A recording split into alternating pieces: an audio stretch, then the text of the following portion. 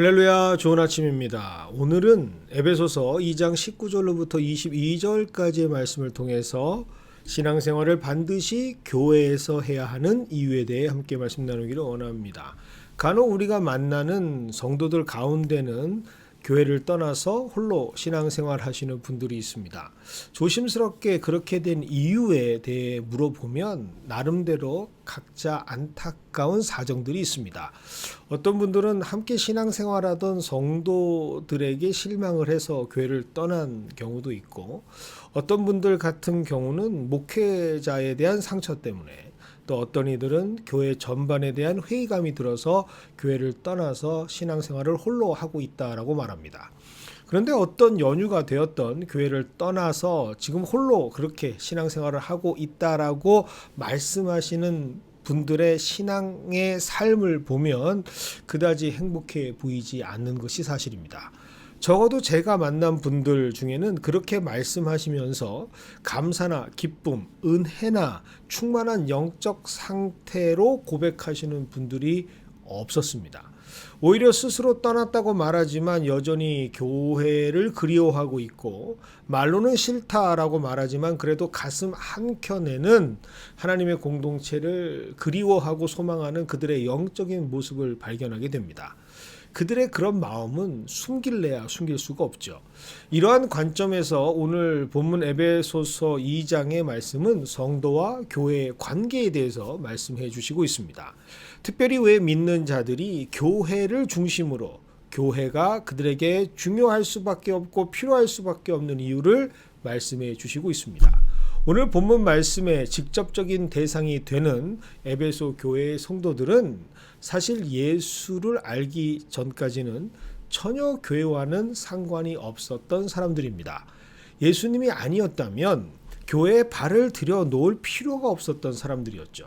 그런데 어느 날 갑자기 전해진 복음으로 인해서 예수를 알게 되었고, 성령의 이끄심을 따라서 교회로 이끌렸을 뿐입니다.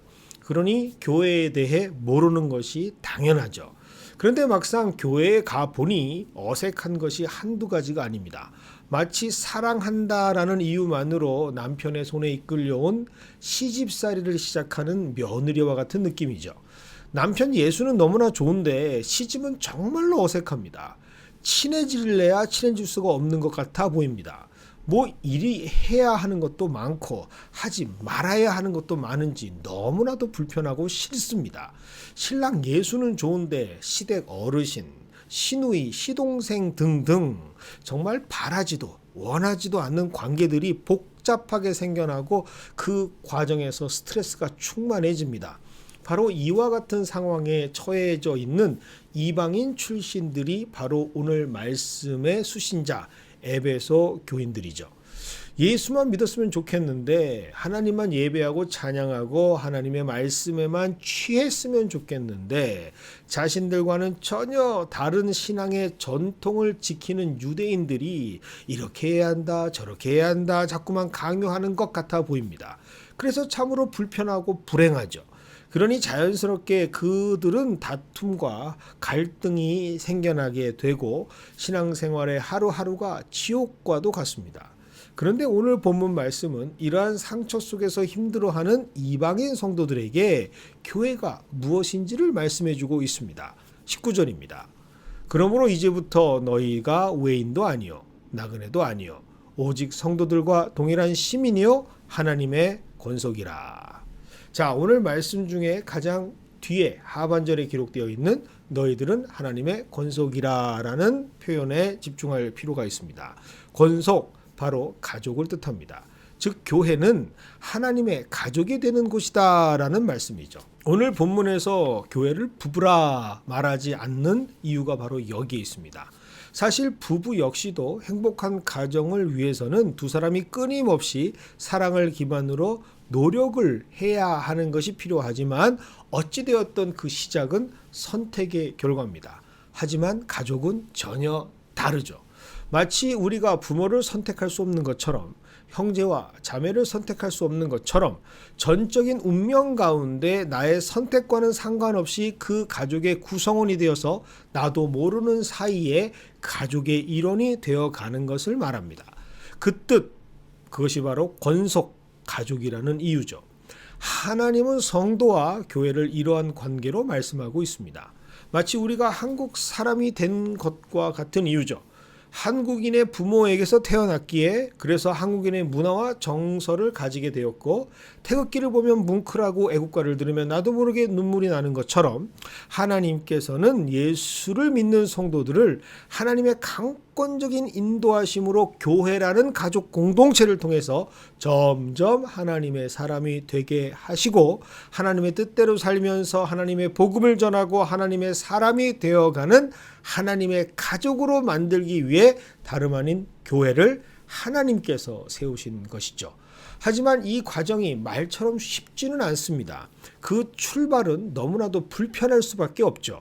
우리는 본질상 진노의 자녀였기 때문이고, 우리에게는 죄의 속성이 그대로 남겨져 있기 때문입니다. 아무리 둘이 죽고 못 산다라고 시작한 연인이라 할지라도 부부가 되어 가정을 이루는 것도 너무나 힘든데, 전혀 다른 삶, 세상의 죄와 삶의 뿌리 깊었던 내가 하나님의 뜻으로 살아가는 하나님의 가족이 된다라는 것은 여간해서 쉬운 일이 아닙니다. 감당이 안 되는 것이 정상이죠. 그래서 본문 20절은 이렇게 말씀하고 있습니다. 성도들은 세우심의 은혜가 필요한 자들이고 이를 위해서 예수님께서 친히 모퉁이돌이 되어 주셨다라고 말이죠. 오늘 본문의 이 모퉁이돌은 너무나도 상징적인 뜻을 내포하는 말씀입니다. 건축할 때 벽과 벽 사이가 만나는 지점에 세워져서 서로 세워진 벽이 서로에게 힘을 의지하고 받쳐줄 수 있는, 세워질 수 있는 건물의 기초를 지탱해주는 아주 중요한 기초석이 바로 모퉁이돌이라는 사실이죠. 그리고 그것을 바로 누가? 예수님께서 감당하시겠다라고 말씀하고 있습니다. 즉 교회는 예수님을 믿는 성도들이 예수님의 도우심을 통해서 점점 하나님의 가족의 모습을 갖출 수 있도록 하시는 하나님께서 세워가시는 공동체라는 뜻입니다. 그런데 문제는 요즘 믿는다라고 고백하는 자들이, 성도라고 일컬음을 받는 자들이 이 귀한 말씀을 근거로 교회를 배우는 것이 아니라 자신의 생각대로 교회를 판단하고 선택한다는 사실이죠. 특별히 하나님의 가족이 되는 과정인 교회에서의 신앙생활을 마치 학원에서 공부하는 식으로, 백화점에서 쇼핑하는 식으로 이해하고 있습니다. 학원은 자기가 듣고 싶은 과목을 취사 선택하고 수강만 하면 됩니다. 백화점도 여기저기 돌아다니면서 자기가 필요한 물건을 구입하기만 하면 되죠.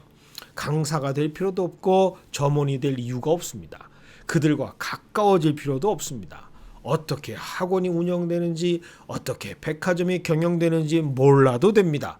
오직 나에게 필요한 것만 취하면 되고, 불만이 있으면 커스터머 서비스에 가서 컴플레인 하면 끝납니다.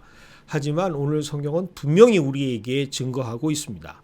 교회는 학원도 아니요, 교회는 백화점도 아니라 하나님의 가족이 되는 공동체라 말씀하셨습니다.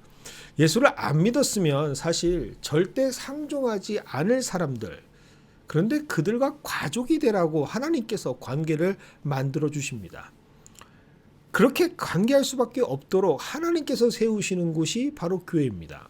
장성에서 장가를 가고 시집을 가게 되는 하나님께서 또 다른 가족으로 확장시키거나 옮기시기 전에는 아무리 힘들고 어려워도 그 고통의 과정을 통해서 가족이 되는 것을 만들어 가시는 분이 바로 하나님이십니다.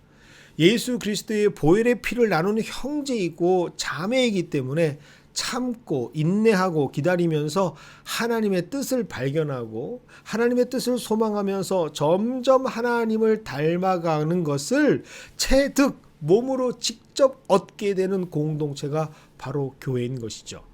사실 남이라면 싸우지 않아도 그만입니다. 아니, 싸울 필요도 없죠. 그냥 안 보면 됩니다. 외면하면 그만이고 상관 안 하면 편합니다. 하지만 가족은 그렇지 않습니다. 다투고 갈등할 수밖에 없죠. 함께 할 수밖에 없고, 그래서 힘든 것이 가족입니다.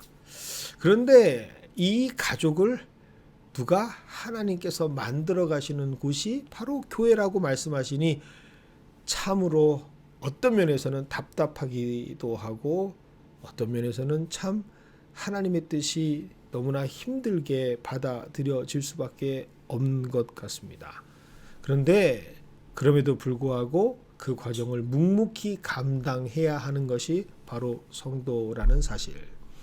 그것이 바로 하나님께서 교회를 통해 성도 스스로가 원하는 모습이 아닌 마치 토기장이가 원하는 그릇처럼 하나님께서 원하시는 모습으로 점점 빚어 가시는 변화되는 성도를 만드시기 원하는 하나님의 뜻이 담겨져 있는 것이 바로 교회입니다. 그리고 이것이 바로 오늘 본문 말씀 22절에 기록된 내용이죠. 너희도 성령 안에서 하나님이 거하실 처소가 되기 위하여 그리스도 예수 안에서 함께 지어져 가느니라. 이것이 바로 성도에게 교회가 필요한 이유입니다. 우리 각각의 인생 가운데 아직 나의 것으로 가득 찬 욕망과 거짓의 영의 존재에서 점점 그 자리를 깨끗함과 정함으로 비워가면서 성령으로 인해 하나님께서 거하실 수 있는 거룩한 처소가 되어가는 것, 하나님의 성전이 되어가는 것, 그것을 위해서 예수 안에서 함께 지어져 가는 곳이 바로 교회라고 오늘 성경은 말씀하십니다. 그러니 이런 하나님의 뜻 가운데 세워지지 못하고 교회를 떠나서 홀로 신앙생활하시는 분들은 예수 안에서 함께 지어져가는 은혜를 누리지 못하고 있기에 하나님께서 거하실 거룩한 처소가 되는 축복을 누리지 못하고 있기에 풍성히 채워지는 하나님의 기쁨을 갈급할 수밖에 없는 안타까운 영적 상태가 되는 것이죠. 물론 그들의 상처와 아픔을 공감하는 것이 필요합니다. 하지만 오늘 말씀을 근거로 본다면 자신의 상처에 너무 집중된 나머지 성도를 향하신 하나님 말씀에 귀를 기울이지 못하는 모습, 하나님의 뜻을 무엇인지 선명하게 알지 못하는 안타까운 모습이 더 하나님께서 가슴 아파하시는 모습이 아닐까라는 생각을 해봅니다. 그래서 신앙생활은 절대로 홀로 할 수 있는 것이 아닙니다. 음악으로 비유한다면 절대 솔로도 아니고 듀엣도 아니고 트리오도 아닙니다. 신앙생활은 함께 만들어가는 아름다운 합창이자 하모니를 만들어가는 교향곡과 같습니다. 이것을 위해 오랜 세월 함께 말씀으로 자라나고 만들어져 가는 그리스도의 인격과 성품이 세워지는 과정, 그 과정이 완성되는 곳이 바로 교회입니다. 그리고 이 과정을 위해서 오늘도 교회는 아프지만 하나님께서 세우고 계십니다. 이 목적을 위해서 하나님은 그래도 이 시대에 교회를 놓지 않으시고 여전히 하나님께서 주인 되어 거하실 초소가 될 수 있는 그리스도 예수 안에서 함께 지어져가는 성도들을 교회에서 만들고 계시고 교회에서 두 팔 벌려 기다리고 계십니다. 이 귀한 말씀이 늘 흔들리기 쉬운 우리들, 그러나 하나님의 거룩한 교회된 저와 우리 성도들을 붙잡아 주시는 믿음의 말씀이 되기를 주님의 이름으로 축원하며 오늘 말씀을 마칩니다.